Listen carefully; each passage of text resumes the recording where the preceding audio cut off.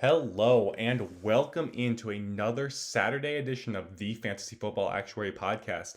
I am once again your host, the Fantasy Football Actuary, Brock Talby. So, another week, more COVID issues. And surprise, surprise, it's still the Tennessee Titans. So, as the week went on, the Titans kept having more positive tests pop up. I believe they had no positives today, or yesterday, I'm sorry, on Friday. Hopefully, they don't see any more positives today or Sunday. And if they do not, the Titans and Bills are planning on playing Tuesday. So this poses an issue for fantasy football players because if the Titans have someone else pop up positive on Tuesday, the game's going to get canceled. And if you left those guys in your lineup, assuming that the game's going to get played, you're going to get a big old zero from those guys on Tuesday. So for me, I'm taking a case by case approach when setting my lineups. For instance, in my Dynasty League, I'm playing the division leader and the highest scorer in the league through 4 weeks. So I'm probably gambling on Stephon Diggs being in for me rather than playing my next best option, which due to injuries and buys would be Deebo Samuel. He's still on a limited basis as far as I know. He was limited last week. So I don't feel good about Deebo Samuel. And because I'm playing one of the best teams in the league, the highest scorer through 4 weeks, I'm probably going to gamble and hope that Diggs ends up playing and comes through with a big week for me. I just see more upside than playing Deebo Samuel, who's still recovering from that Jones fracture. But then in my 10 team standard league, I'm facing a 2-2 middle of the pack team, and I was able to grab Teddy Bridgewater against Atlanta off of waivers. So I'm probably going to end up starting him over Josh Allen, who's been my quarterback through the first 4 weeks. Just because I'm playing another middle of the pack team and I don't need some giant world beating week, probably. So rather than gambling and waiting on Josh Allen, I'm probably going to play Teddy Bridgewater in the fantastic matchup that is Atlanta and see what happens. Hopefully, I don't end up taking too much of a hit. Maybe Teddy will be really good. Last week, he was fantastic. He had 26 points against a better Arizona Cardinals defense. So hopefully, he can come through again. And because I don't need to play the best team in the league this week, I'm probably going to roll with Bridgewater. And then my 12 team Superflex league gets really fun because I have Josh Allen and Matthew Stafford as my two quarterbacks. Stafford's on bye, and my third quarterback was Dwayne Haskins, who is now benched. I was able to grab Kyle Allen off the waivers once I saw that Haskins got benched. So it seems like Kyle Allen's in for sure. He's my third quarterback. I considered not starting him, but now that Josh Allen might be in danger of missing with that Tuesday game, I think I'm going to have to move Kyle Allen to the quarterback slot instead of the super flex spot. And so right now, Josh Allen's sitting in the super flex, and then Derrick Henry is sitting in the flex. The good news is I'm playing against a guy who has Tannehill and Singletary, so he's in the same position as I am with a quarterback and a running back. And I'm going to kind of play chicken with him a little bit and see what he ends up doing on Sunday. If he rolls into the 1 o'clock games with Tannehill and Singletary in his lineup still, I'll probably end up leaving Josh Allen in the super flex spot. And then I will strongly consider swapping in Antonio Gibson in the flex instead of Derrick Henry, just so that I might have one more play. So then if that game gets canceled, he's down two guys with Tannehill and Singletary, and I'm only down one with Josh Allen. If he takes them both out and swaps things around, then I might take Josh Allen out, put Antonio Gibson in for Derrick Henry anyways, and then play a wide receiver or something in the super flex spot. So we'll see what happens in there. It's going to be a little more interesting just because one of my quarterbacks is on bye and one of them is in danger of being canceled. And then my opponent is also in the same position with Tannehill and Singletary. So I'll give you updates next week, obviously, in the Tuesday episode. So it'll be an interesting week, and I'm sure other people are in the same situation. So I just wanted to give some insight into what I'm planning on doing. And hopefully you can take that information and kind of tailor it to your own situation. I would just recommend playing it by ear and make sure that you're paying attention to the Titans test results today and tomorrow because the game could get canceled before Sunday games even kick off, in which case you would have all the information you need to know and get all of those guys out of your lineup before the Sunday games start. Along with the Titans and Bills, the Patriots and Denver game has also been pushed, but that is being played on Monday night. So apparently Monday is a safer day. I don't really know why it was pushed. Maybe because the Patriots couldn't get back into their facilities until today. So, with that being said, we will get into the Thursday night throwback. So this game was pretty slow. It looked to me like the Bucks lost the game rather than the Bears winning it. They had so many bad penalties in the second half. Tom Brady was at one point screaming on the sidelines at his linemen after one really bad penalty-ridden drive. And the only scoring in the second half between the two teams was 2 field goals apiece. So, not big fireworks, not a lot of scoring, not a lot of excitement. Lots of penalties. Questionable quarterback play from Nick Foles. Brady lost track of the downs on their attempted game-winning drive, which was odd. So, close game. Kind of fun to watch because it was a close game and not some blowout, but not the most exciting football I've ever seen. Like I mentioned, Foles had some really bad throws, but he did enough not to lose. Montgomery had a solid fantasy game. That was built on a goal line rushing touchdown and 7 receptions for 30 yards, but he only rushed 10 times for 29 yards. He looks like a solid volume play going forward, but the efficiency might not be there. But with Tariq Cohen out, like I said, the volume is there. Montgomery's probably going to have a very safe floor, and if he gets in the end zone, he's going to have a game like this where he gets 15 to 20 points. Otherwise, you're probably sitting at 8 to 10 points. So solid floor, not a lot of excitement. Allen Robinson had an absurd 16 targets, but could not translate that into anything more than 10 catches for 90 yards. He didn't have a touchdown, and watching the game, I wouldn't have known that he had 16 targets. It seemed like a pretty quiet night. He had a couple good catches, but only 90 yards, 10 catches. And this is a byproduct of Nick Foles. Robinson is super good. When you watch him, he's very talented, but his quarterback play has never kept up with his talent level. So he was in Jacksonville with Blake Bortles. He's been playing with Mitch Trubisky. Now he's got Nick Foles. All of them, when you watch the games, those are backup quarterbacks. There's no getting around it. They do not have the talent level to be superstar studs in the NFL. They're backup quarterbacks. Allen Robinson has been playing with backup quarterbacks his entire career, and it's just a testament to how good he is that he has been as productive as he has been. Mike Evans had another low yardage game. He only had 41 yards, but he caught another touchdown. So he's had at least one touchdown in every game this year, and all except for one, I believe, has come from around the 5-yard line. So he's getting like all these crazy goal line touchdowns, like he's some sort of tight end or something. I would look to sell Mike Evans right now because of those short touchdowns. I don't think they can continue at this crazy rate that he's seeing right now. And Chris Godwin's been injured. So when Godwin comes back, it's just going to take more targets away from Mike Evans. He's not being used as a field stretcher, which is what he has historically been. So if he loses out on this red zone work to anybody at any point in the season, you're going to get stuck with 41 yards on 5 catches. That's not what you want to see from Mike Evans. So I would look to trade him, move him based on all of these touchdowns and the solid weeks he's had because of the touchdowns. I don't see a crazy amount of upside for Mike Evans going forward. Ronald Jones was serviceable. He had over 100 total yards. Scotty Miller got the big old 0. Scotty Miller becomes completely irrelevant once Godwin's back, and I wouldn't feel good about starting him even if Godwin misses more time.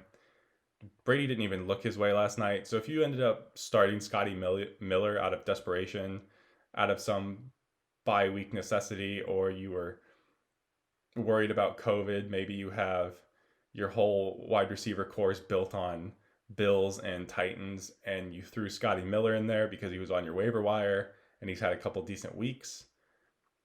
That sucks for you. I would not play Scotty Miller with any confidence.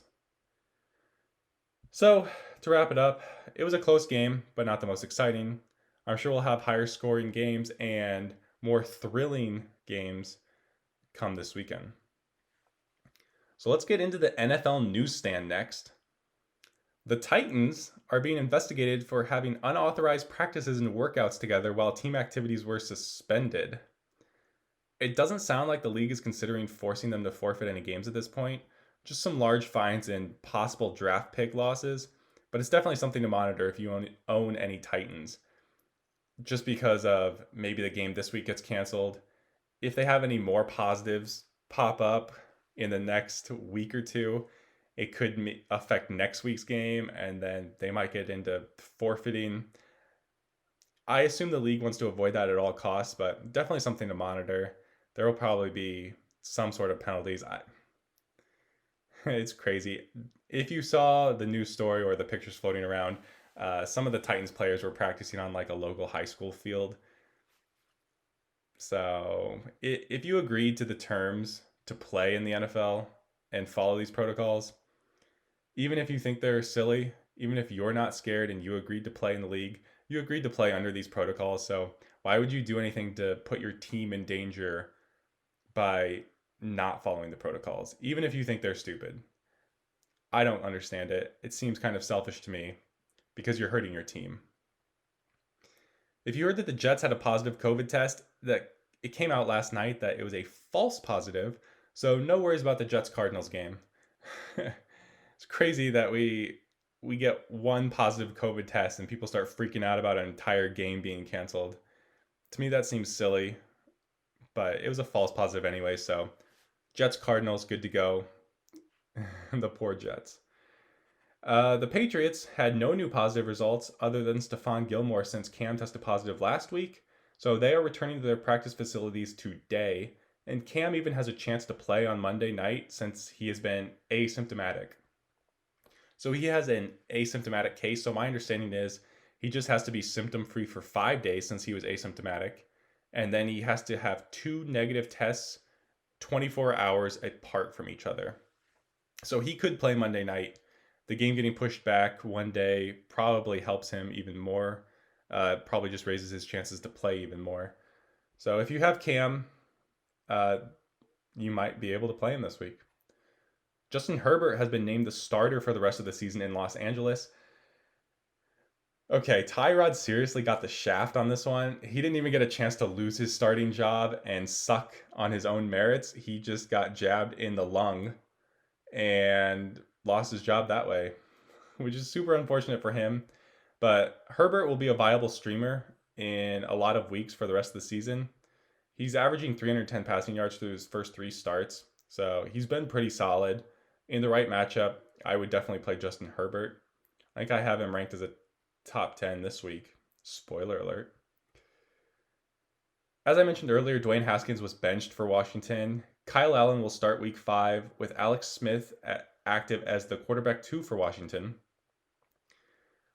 This was shocking. Kind of came out of nowhere. I know Rivera said that Haskins had to pick up his play a lot to keep his starting job, but he's not even the backup. Like, he must have pissed off the wrong person to be demoted all the way down to the 3rd string after a decent showing against a tough Rams defense. Like, he threw for over 300 yards against the Ravens. He threw for over 300 yards against the Ravens. I don't know what else you wanted him to do. He's not the best quarterback for sure, but there must have been something else going on because he didn't come out and look just horrible. He finished out the game. He didn't get benched in game. So there must be something else going on behind the scenes. I did see an article that talked about his work ethic might be the problem. Either way, Kyle Allen probably helps Antonio Gibson's value. He just provides more dump-off passes, and I don't expect Terry McLaurin to take any production hit. So it's probably a lateral move for the team as a whole, but probably bumps up Antonio Gibson a little bit. Le'Veon Bell's back this week for the Joe Flacco-led Jets, but he would be nowhere near my starting lineup if I had any shares of Le'Veon Bell, which I do not. So if you took the plunge and drafted Le'Veon Bell and you've been without him the last few weeks, unless you're just crazy desperate, I would not start Le'Veon Bell at all. Wouldn't even consider it, honestly. Philip Lindsay is back, so Melvin Gordon should return to more of a split backfield role that we saw in the first couple weeks. Um, Maybe you can move him before Sunday based on his huge game last week, because he's not going to get that kind of workload going forward. It's going to be more split with Lindsay. So you might be able to capitalize on that huge 25-point game he had last week and get something good out of it. So let's move into the injury update. Michael Thomas was limited in practice on Friday and will most likely be questionable for Monday Night Football. Mike Williams also limited and will probably be questionable for that same game. Jamal Adams is out again for the Seattle secondary. And the Vikings get to play Seattle this week. So Kirk Cousins, viable streamer.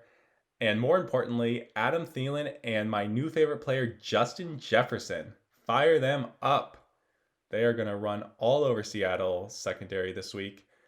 And I'm super pumped to play Justin Jefferson again. He was my fringe player frenzy start last week, and I started him in 2 leagues. He came through with over 100 yards again for me. So I'm hoping for another big game against Seattle. I'm pretty sure Justin Jefferson is Pro Football Focus's highest graded player through this season as well. I know for sure he's the highest graded wide receiver. He might be the highest graded overall player through 4 weeks, so he's looking really good. He's come on the last couple weeks for sure. And I love that he's in my starting lineups in 2 leagues. Cam Akers practiced fully on Friday and will play this week. This just adds another body to the Rams backfield, which is already just the worst. Like, it's a pure committee. Last week, Darrell Henderson looked like a really good start. Oh, look at that. Malcolm Brown is playing most of the game. Darrell Henderson is nowhere to be found. Who knows? Who knows what Sean McVay is going to do on a weekly basis?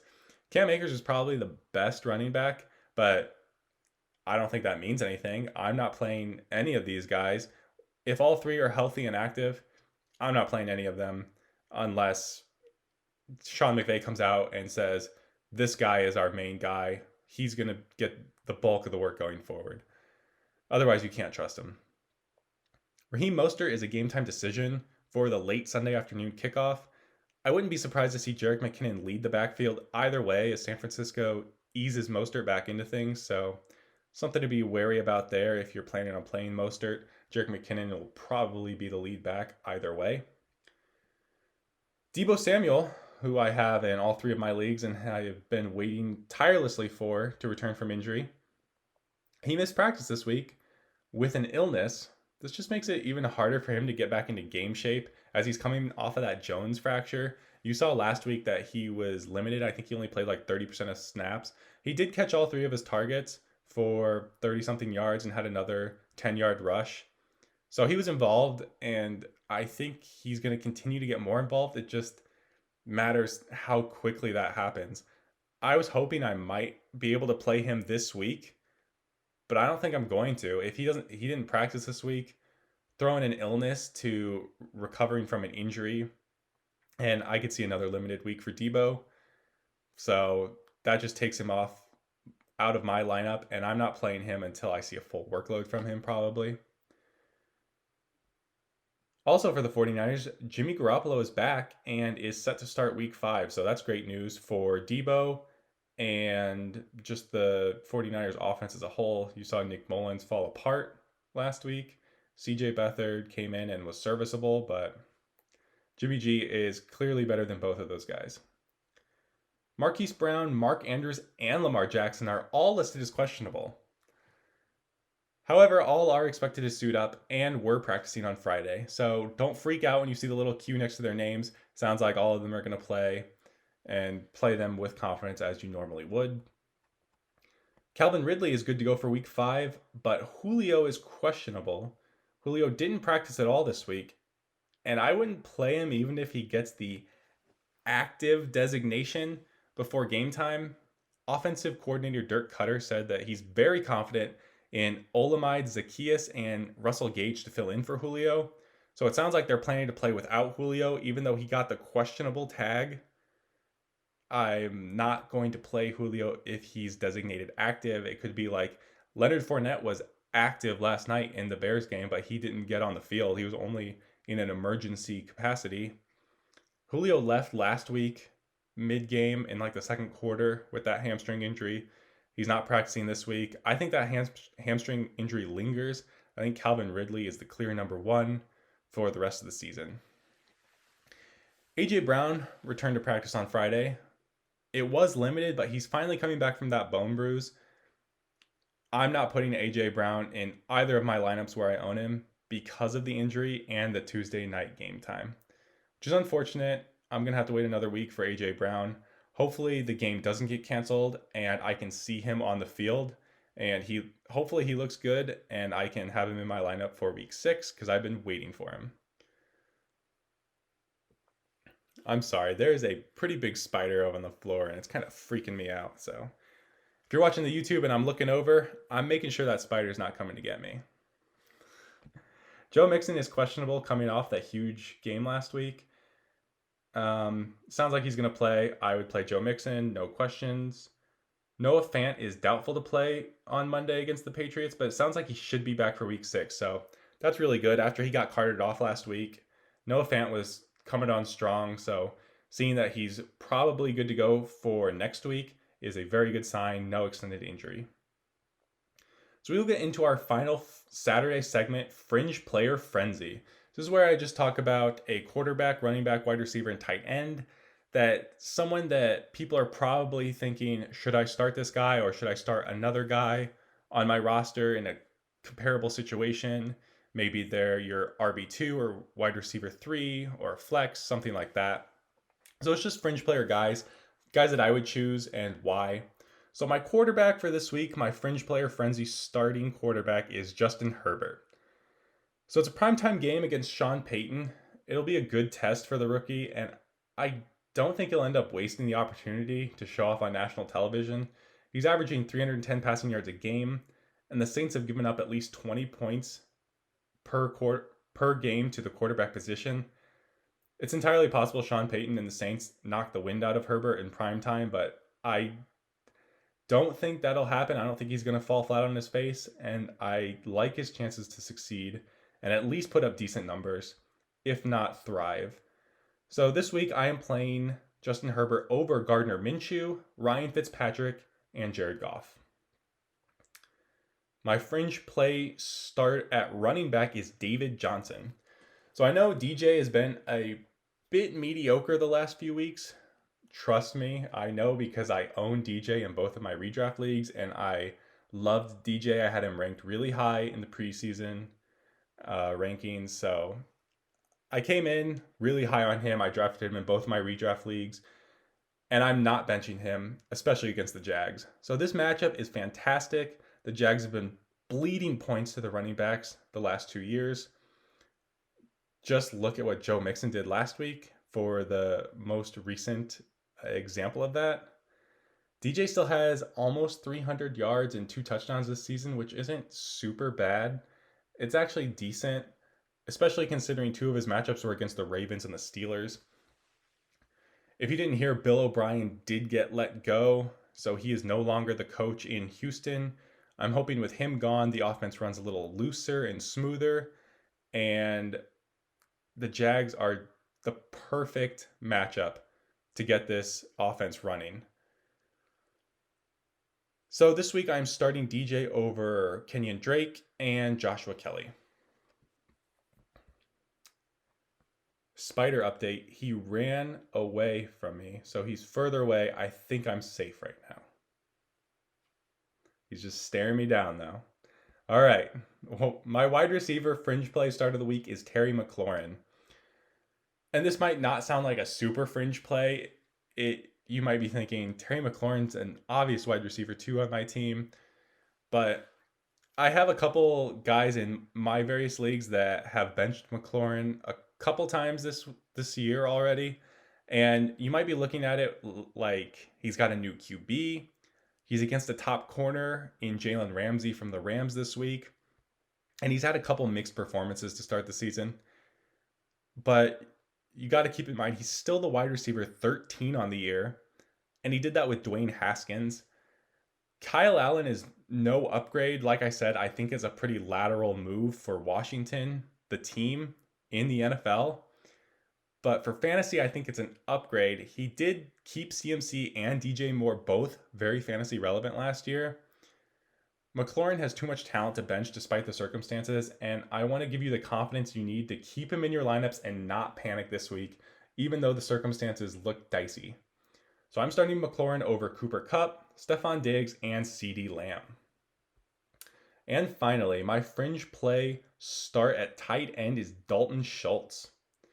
The Cowboys are airing it out every single week. Their defense is atrocious, and Dak just has to keep up. He has to battle against these terrible, terrible deficits because the defense has been so awful. So I know there's a lot of mouths to feed in Dallas, but that hasn't stopped Schultz from having 3 solid tight end weeks in a row. He's caught 2 touchdowns over that span and gone for over 70 yards twice. I think the way the Cowboys are built makes his volume just as safe as any other tight end, and with more upside than most because he has a top 5 quarterback throwing him the ball. So I'm starting Schultz over Hunter Henry, Mike Gesicki, and Zach Ertz this week. So just to recap, my fringe play starts of the week: quarterback Justin Herbert, running back David Johnson, wide receiver Terry McLaurin, and tight end Dalton Schultz.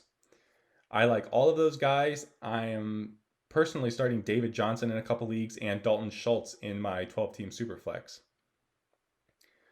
So if you want to catch a video version of this podcast or future podcasts going forward, you can check my YouTube channel. It's The Fantasy Football Actuary. If you want to follow me on social media, my Twitter and Instagram handles are at The FF Actuary. Don't forget to check the website, thefantasyfootballactuary.com, for the Week 5 rankings. I have various format rankings up there and flex rankings, all for free. They will be updated all the way through until the Sunday kickoffs. So with that, we will wrap up another Saturday edition of the podcast. I hope you enjoy the weekend. Hopefully the Bills and Titans don't get canceled on Tuesday. We'll have tons of football to look forward to over the next few days. I'll be back on Tuesday myself for the Tuesday version of this show. Until then, keep crunching those numbers.